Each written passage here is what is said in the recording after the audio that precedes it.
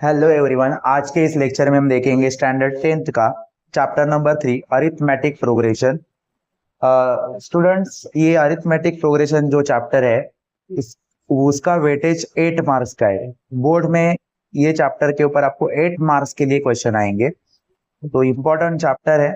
इसके 8 के 8 मार्क्स आपको मिलने चाहिए। बहुत ही इजी चैप्टर है। तो उसमें से आज हम प्रैक्टिस सेट 3.1 देखेंगे। अभी इस चैप्टर में आपको क्या क्या समझ में आना जरूरी है, बेसिक नॉलेज क्या क्या होना चाहिए वो देखो। हम जैसे ही क्वेश्चन सॉल्व करेंगे वैसे मैं आपको बताऊंगा उसका बेसिक, और हम क्वेश्चन सॉल्व करते जाएंगे। प्रैक्टिस सेट 3.1 में फर्स्ट क्वेश्चन है, which of the following sequences are AP.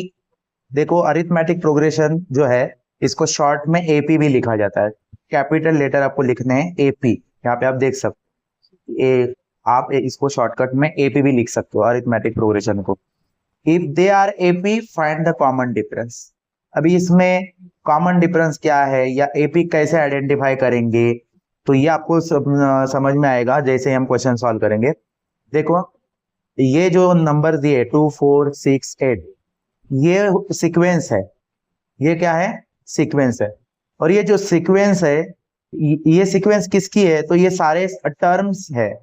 ये 2 4 6 8 ये सारे टर्म्स है, वो टर्म्स की सीक्वेंस लगाई गई है। तो आपको टर्म्स समझना जरूरी है। तो अभी देखो, यहाँ पे 2 फर्स्ट पोजीशन पे है, तो ये इसीलिए टर्म 1 हो गया। ये क्या हो गया? टर्म 1। फिर 4 सेकेंड पोजीशन पे है, तो ये टर्म 2 हो गया। 6 टर्म 3 हो गया। 8 टर्म 4 हो गया। ऐसे आगे आगे नंबर जब आएंगे तो ये टर्म आगे बढ़ते जाएंगे। तो समझ में आया होगा, जो सीक्वेंस होती है वो सारे टर्म्स की सीक्वेंस होती है। और उस टर्म्स को भी आइडेंटिफाई कैसे करेंगे? फर्स्ट में जो है वो टर्म 1, सेकेंड में जो है वो टर्म 2, थर्ड में जो है वो टर्म 3, फोर में जो है वो टर्म 4 हो गया आपके लिए। तो ये आप लोगों को समझ में आना जरूरी है कि टर्म किसको बोलते हैं। तो ये आप टर्म 1, टर्म 2, टर्म 3, टर्म 4, चलो ये टर्म समझ में आए।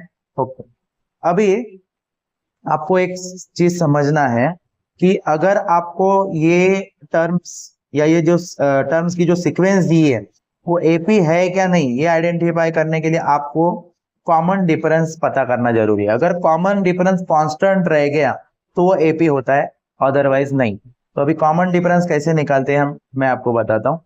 पहले हम एक क्वेश्चन लिखते हैं और कैसे सॉल्व करना है स्टेप बाय स्टेप वो भी देखेंगे।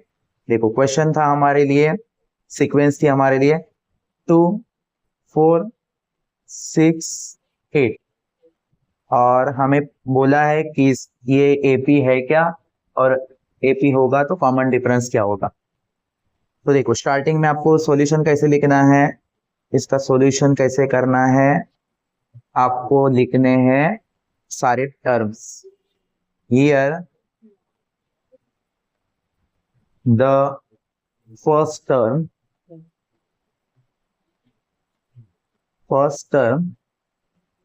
देखो फर्स्ट टर्म कौन सा रहेगा? जो सीक्वेंस में फर्स्ट है, तो उसको लिखते कैसे? T1, स्मॉल लेटर में T1 लिखना है आपको। तो फर्स्ट है 2, तो टर्म 1 हो गया। फिर आगे सेकेंड पोजीशन पे जो नंबर है वो हो गया टर्म 2, तो हम लिखेंगे टर्म 2 क्या है हमारे लिए? 4। फिर टर्म 3 हमारे लिए कौन सा है? 6। टर्म 4 8। ओके, इतने ही टर्म दिए हैं। सो आगे हमें क्या करना है? देखो, अभी इसके बाद अगर आपको कॉमन डिफरेंस निकालना है ना, तो 2 कंसेक्यूटिव नंबर्स मतलब लगातार आने वाले नंबर्स को आपको माइनस करना है, क्योंकि आपको पता ही है डिफरेंस निकालने के लिए हमें माइनस करना होता है। तो देखो, अभी कंसेक्यूटिव टर्म्स कैसे पता करोगे? टर्म 1 और टर्म 2 लगातार आ रहे हैं, इसका मतलब वो दोनों कंसेक्यूटिव टर्म्स है, तो उनको अभी माइनस करना है। लेकिन माइनस करते समय ध्यान में रखना है कि 2 कंसेक्यूटिव टर्म्स में जो आगे का टर्म्स रहेगा उससे पीछे वाले टर्म्स को माइनस कर, मतलब टर्म 2 से आप टर्म 1 को माइनस करो, तब आपको जाके डिफरेंस मिलेगा। ध्यान में रखो, आपको एक फॉर्मूला बन जाएगा ऐसे करने से। टर्म 2 माइनस, आगे वाले टर्म से पीछे वाला टर्म माइनस करना है। लेकिन कौन सा आगे वाला टर्म? कंसेक्यूटिव, ये वर्ड इंपॉर्टेंट है, लगातार, एक के बाद एक आने वाला। नहीं तो आप टर्म 4 में से कोई भी टर्म माइनस करोगे, कोई भी टर्म में से कोई भी टर्म माइनस नहीं करना है। Consecutive terms is very important. Term 2 में से टर्म 1 माइनस करना है। बहुत सारे स्टूडेंट गलती करते हैं, टर्म 1 में से टर्म 2 माइनस करते हैं, ऐसा आपको करना नहीं है। कंसेक्यूटिव टर्म होना चाहिए और आगे से पीछे वाला टर्म माइनस करना। तो अभी टर्म टू की वैल्यू क्या है 4, so you right 4 minus term 1, उसकी वैल्यू है 2, तो आप माइनस करोगे तो आपको वैल्यू मिलेगा 2। इसी तरह से अभी आपको आगे आगे माइनस करना है। देखो अभी टर्म 1 टर्म 2 लगातार आ रहे थे कंसेक्यूटिव टर्म से। अभी आप टर्म 2 और टर्म 3 देखोगे तो ये दोनों कंसेक्यूटिव टर्म्स हो गए। तो आप उसका फॉर्मूला कैसे बनाओगे, term 3 minus term 2।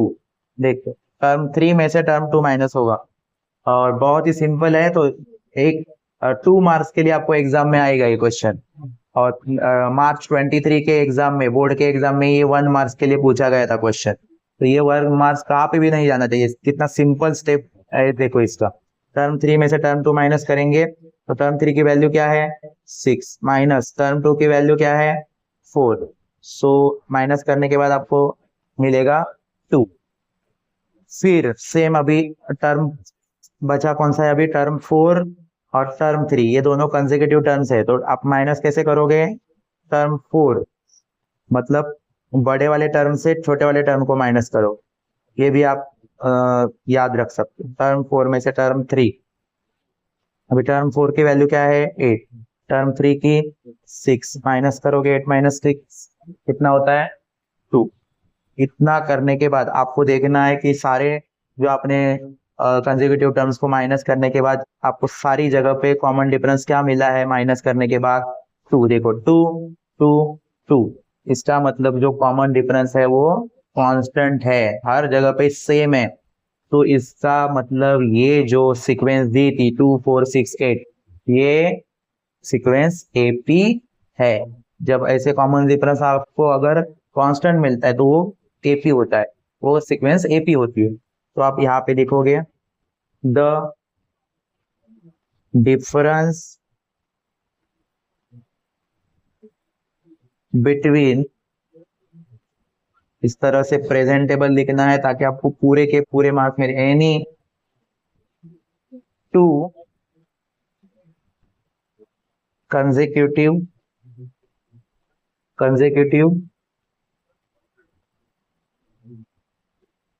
Terms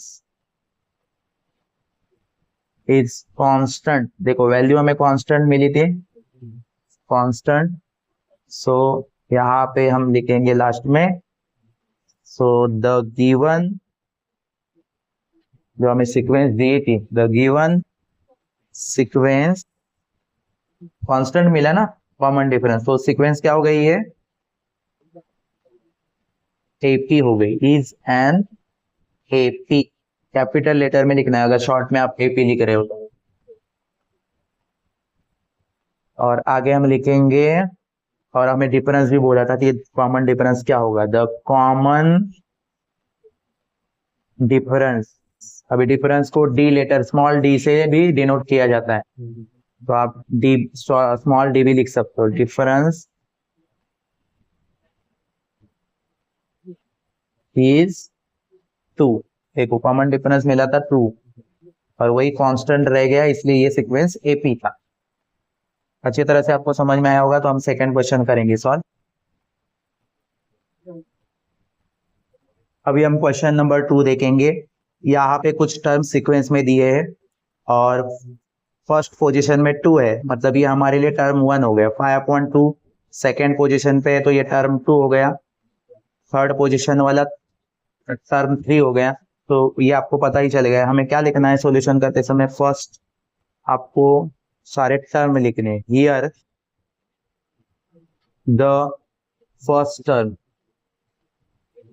first position पे जो रहेगा वो फर्स्ट टर्म जिसको आपको T1 से डिनोट किया जाता है, small T, term 1 first position पे 2 है तो टर्म 1 हो गया वो। फिर हम लिखेंगे टर्म टू पे 5/2। डरना नहीं है, यहाँ पे कुछ नंबर फ्रैक्शन में है, लेकिन आपको वही मेथड, वही स्टेप बाय स्टेप सॉल्व करना है जो आपने फर्स्ट क्वेश्चन में किया था। Term 3 term 4 7/2। अभी सारे टर्म लिखने के बाद हमें क्या करना है, कंसेक्यूटिव टर्म से क्या करना है, माइनस करना है एक एक करके। अभी टर्म 1 और टर्म 2 एक दूसरे के कंसेक्यूटिव टर्म्स हैं, तो आपको बड़े टर्म से छोटे टर्म्स को माइनस करना है। टर्म 2 में से आप टर्म 1 को माइनस करो, तो टर्म 2 क्या है, 5/2। माइनस ही करना होता है, ये याद रखो डिफरेंस निकालते समय। माइनस टर्म 1 की वैल्यू है 2, तो लिखोगे 2। अभी जब माइनस करने जाओगे तो एक 5/2 फ्रैक्शन में और ये 2 है, तो इसके नीचे कुछ भी नहीं है, मतलब 1 है, ये याद रखो। और फिर आपको कैलकुलेशन करना है, तो देखो कैलकुलेशन कैसे होगा। ऐसे टाइम में जब फ्रैक्शन के का कैलकुलेशन करना होता है तो हमें सिंपल याद रखना है कि क्रॉस मल्टीप्लीकेशन, 5 का क्रॉस मल्टीप्लीकेशन होगा 1 के साथ। सो 5 1 5। फिर आपको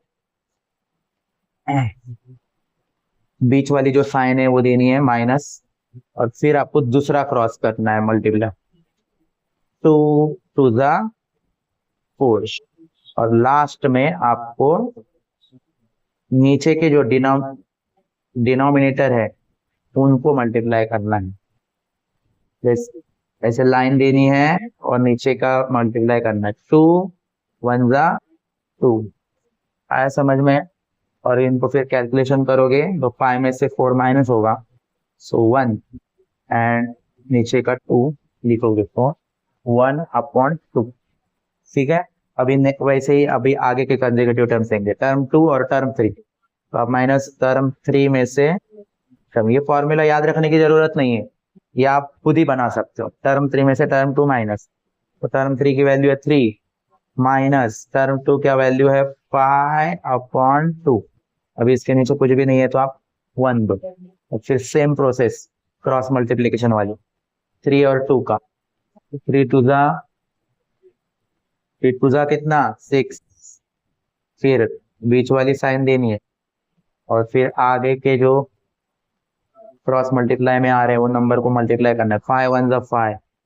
और फिर नीचे डिनोमिनेटर को मल्टीप्लाई करना है, स्ट्रेट मल्टीप्लीकेशन, 2 1 2।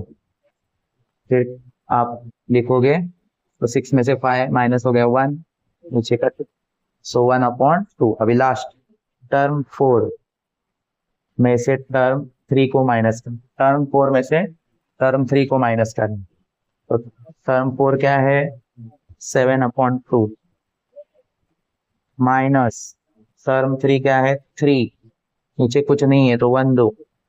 फिर करो क्रॉस मल्टीप्लीकेशन 7 का 1 के साथ, तो 7 1 7। और फिर आगे का क्रॉस मल्टीप्लीकेशन करने से पहले जो बीच में साइन रहेगी वो देनी है, और फिर करना है आगे का क्रॉस मल्टीप्लीकेशन, 3 2 जा 6। नीचे करना है आपको डिनोमिनेटर का स्ट्रेट मल्टीप्लीकेशन, 2 1 जा 2। फिर 7 में से 6 माइनस हो गया 1, नीचे का 2। सो आप यहाँ पे देख सकते हो कि हर जगह पे जो कॉमन डिफरेंस है 1/2 1/2 1/2, मतलब कांस्टेंट वैल्यू मिल रही है आपको कंसेक्यूटिव टर्म माइनस करने के बाद। सो ये भी आपके लिए जो सीक्वेंस थी वो आपके लिए एपी है, यस एपी है। और उसके बाद कॉमन डिफरेंस भी आपको लिखने बोला है, तो आप कॉमन डिफरेंस लिखोगे 1/2। तो इसको अभी सेंटेंस में कैसे लिखना है देखो, लिखना है यहाँ पे द डिफरेंस बिटवीन, ये स्टेटमेंट आपको लिखनी है, any two consecutive consecutive terms is constant, constant नहीं होगा तो नॉट कांस्टेंट लिखना है। आगे के कुछ क्वेश्चन में आपको मैं बताऊंगा। अभी कांस्टेंट है तो कांस्टेंट लिखना है, और लास्ट में लिखना है द गिवन सीक्वेंस, जो सीक्वेंस हमें दी थी, इज एन एपी। एपी लिखते समय कैपिटल लिखना है, कैपिटल लेटर। और द कॉमन डिफरेंस इज 1/2, 1/, इस तरह से क्वेश्चन सॉल्व करना है। 2 मार्क्स के लिए एग्जाम में आएगा। नेक्स्ट क्वेश्चन देखेंगे, क्वेश्चन नंबर 3 देखेंगे। तो यहाँ पे भी आपको कुछ टर्म्स सीक्वेंस में दिए हैं। तो फर्स्ट पोजीशन पे -10 है, तो ये आपके लिए टर्म 1 हो गया। सो आप लिखोगे हियर द फर्स्ट टर्म, जिसको आप T1 से डिनोट करते हो, स्मॉल t, -10। फिर आपको टर्म 2 जो है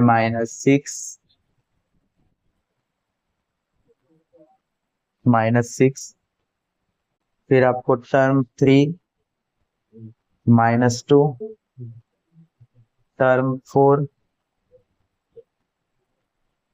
2 है। देखो फर्स्ट है तो टर्म 1, ये second term, term 2, term 3, term 4, सारे टर्म लिख के हो गए। अभी हमें लिखना है इसमें अभी कंसेक्यूटिव टर्म्स को माइनस करना है। जैसे कि टर्म 1 और टर्म 2 दोनों कंसेक्यूटिव टर्म्स है, तो बड़े वाले टर्म से छोटे वाले टर्म को हमें माइनस, टर्म 2 में से टर्म 1, टर्म 2 में से आपको ये टर्म 1 माइनस करना। सो देखो अभी टर्म 2 क्या है, -6 माइनस, क्योंकि डिफरेंस निकालते समय माइनस करते हो, टर्म 1 की वैल्यू देखो, उसकी भी वैल्यू माइनस ही है। तो ऐसे लगातार अगर साइन आएंगे तो उसको आपको ब्रैकेट में लिखना है 10 को। बहुत सारे स्टूडेंट्स ऑलरेडी माइनस साइन है इसलिए 10 डायरेक्ट 10 लिख के रखते हैं, लेकिन 10 की साइन माइनस है, तो ये आपको याद रखते हुए लिखना है। नहीं तो आप समझोगे कि ऑलरेडी मैंने माइनस साइन दी है तो अभी मैं 10 को ही लिखता हूँ, सिर्फ 10 की माइनस साइन लिखने की जरूरत नहीं है। बहुत सारे स्टूडेंट ये वाली गलती करते हैं, तो ये आपको ध्यान में रखना है। अभी देखो इसके बाद क्या होगा, ये 1 2 3 साइन आ गए अभी। तो अभी ऐसे टाइम में आपको क्या करना है, पहले जब भी आप माइनस करते हो इंटेजर्स का, तो आपको ध्यान में रखना है ये बीच वाले जो 2 साइन है, इनको रूल्स के अकॉर्डिंग क्या करना है, कन्वर्ट करना है। देखो आपको रूल्स पता ही होंगे, plus plus plus, plus minus minus, minus plus minus, minus minus plus. तो वही रूल्स यहाँ पे भी आपको यूज करने। देखो -6 को आप एज इट इज लिख दो, माइनस और माइनस इसको अभी रूल में कन्वर्ट करो, माइनस माइनस क्या होता है, plus. So you right plus और नंबर लिखाते हैं। फिर वापस से अभी आप इन दोनों नंबर की साइन देखो, -6 + 10।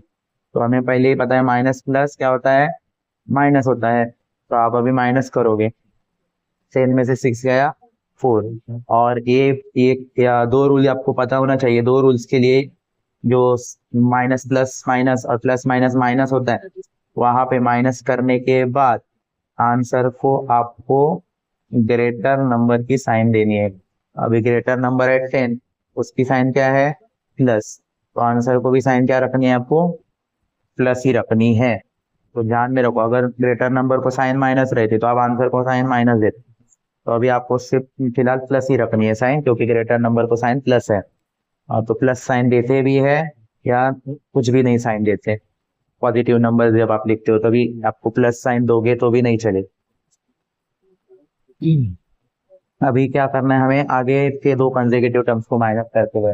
आगे के 2 कंसेक्यूटिव टर्म्स है, टर्म 3 में से टर्म 2 माइनस करनी। टर्म 3 की वैल्यू क्या है, -2 माइनस टर्म 2 की वैल्यू, देखो टर्म 2 की वैल्यू भी माइनस में है, तो देख ध्यान से लिखना है।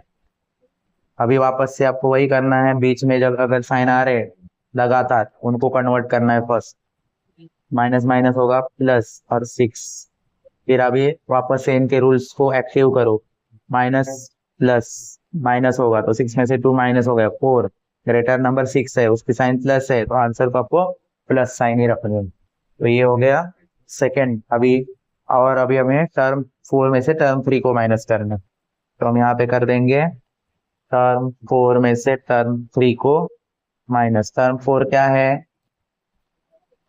टर्म 4 आपके लिए है 2 और टर्म 3 है -2। सो हम यहाँ पे लिख देंगे टर्म 4 की वैल्यू है 2, so you right 2 minus term 3 की वैल्यू है -2।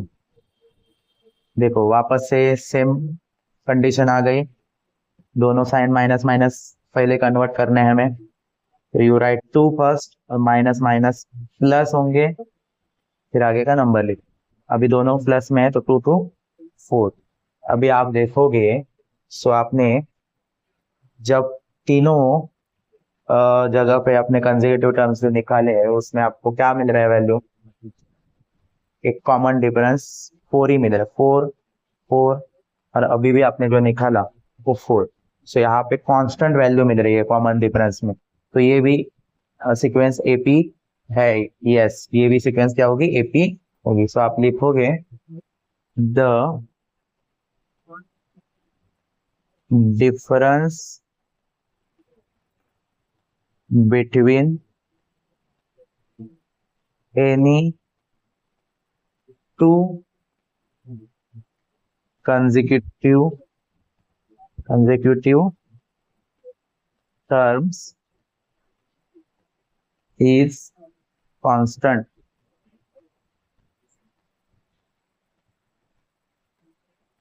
So the given sequence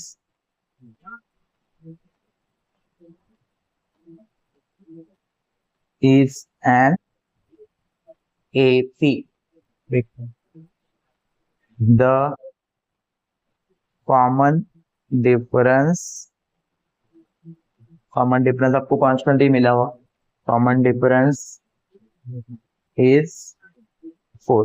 इससे आपको क्या पता चलता है कि कॉमन डिफरेंस के ऊपर ही आपको पता चलेगा कि एपी है कि नहीं। कॉमन डिफरेंस इंपॉर्टेंट है इसमें, अगर वो कांस्टेंट रहेगा तो ही वो जो सीक्वेंस दी रहती है गिवन सीक्वेंस इज एपी।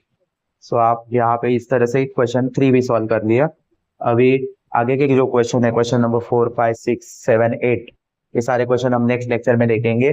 या आप खुद भी ट्राई कर सकते हो, सेम मेथड से आपको आगे के क्वेश्चन भी सॉल्व करने हैं।